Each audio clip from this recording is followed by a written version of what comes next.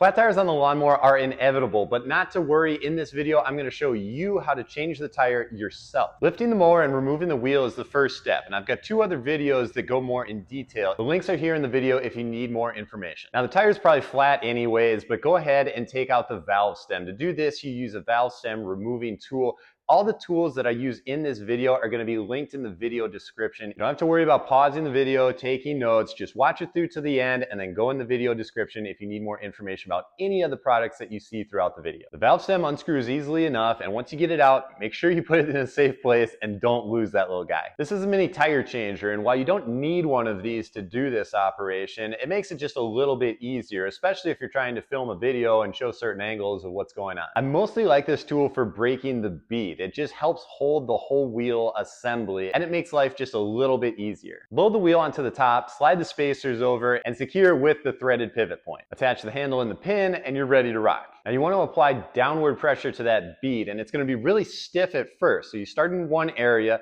eventually you'll get it, and the more the bead that you break off of the wheel, the easier it becomes. Again, it's going to be really stiff at first, but just keep going, you'll get it. Now there's two beads, so once you get the first one off, flip the wheel over and do the same on the other side. This step can be done with tire spoons, pry bars, screwdrivers, many different tools. Again, the tire changer just makes it a little bit easier, but you don't need it. You can do it with other tools. Now, the tire changer comes with a leverage tool, but for getting the tire off of the wheel, I actually prefer the old school method of tire spoon. A tire spoon is a pry bar-like tool, except it's smooth and shiny, and it has a little bit of a lip on the end for grabbing that tire and bending it up over the wheel lip. They're purpose-built tools, and they work really good for getting tires off of wheels. Using the set of three, and I do emphasize that I use all three tools, start working your way around the perimeter. It's not difficult, just go slow and take your time. And you're grabbing the lip of that tire and bending it to move it around the edge of the wheel. It'll all slowly start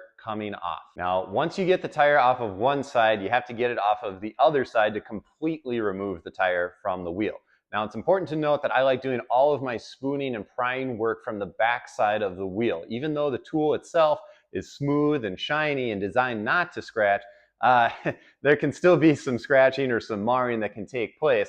So if I'm always prying on that back edge, when the wheel is actually installed back on the mower, you'll never see it because it'll be on that inside edge. Now you got the old tire off and it's time to put the new tire on. With the new tire, I like to lubricate the bead with just a little bit of soapy water. It just helps it go on just a little bit easier. Now this is a terrible camera angle and it's kind of hard to film this, but what you're going to do is basically the opposite of what you just did in the previous step. Instead of bending the tire and removing it from the wheel, you're actually bending that tire over the wheel lip and putting it onto the wheel. Now the first bead of getting the tire installed is usually fairly easy and goes pretty smoothly. But don't stop watching yet, because the hardest part of the entire video is coming right up. And that's getting that second bead onto that wheel. And for that part, I actually like to remove it from the tire changer and set it on the floor. I find that I can just work the area better, get better leverage, and apply downforce by actually kneeling or standing on the tire itself as I'm trying to work that edge onto that wheel. There are other ways to do it, but again, this is just what works for me and what I've found to be the easiest way to do it. You'll see I'm working on a piece of cardboard too. I try not to scratch the face of the wheel. I want to keep that yellow paint nice and pristine. Now you're going to see me using multiple tools again. I always use all the pry bars available to me,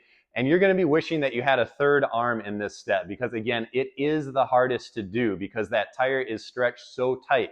It will go, you will win, you will prevail in this fight, but fair warning, this is the hardest part of the whole process. The spooning action is the same as the previous bead that you just did, except now I've got a much better camera angle so you can kind of see what's going on a little bit better. Now I have the power of video editing, but I can assure you that this process took me way longer than I show in this video.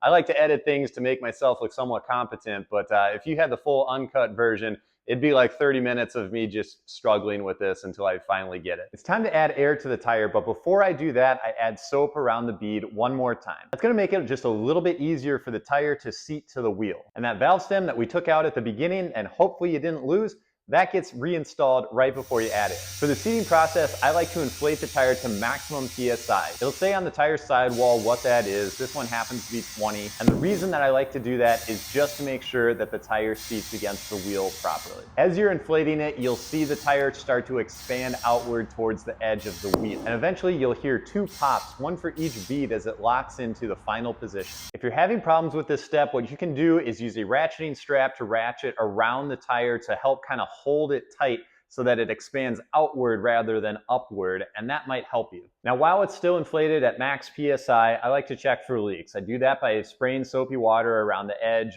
just again, looking for any kind of bubbles or anything like that. You can check your valve stem too, make sure that that's installed.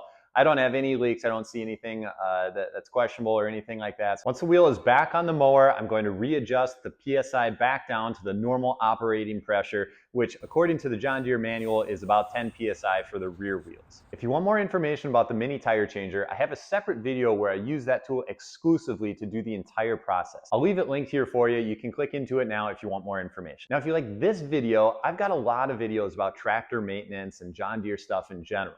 If you go into the description of the video, I've got a lot of stuff linked down there for you if you want to watch more.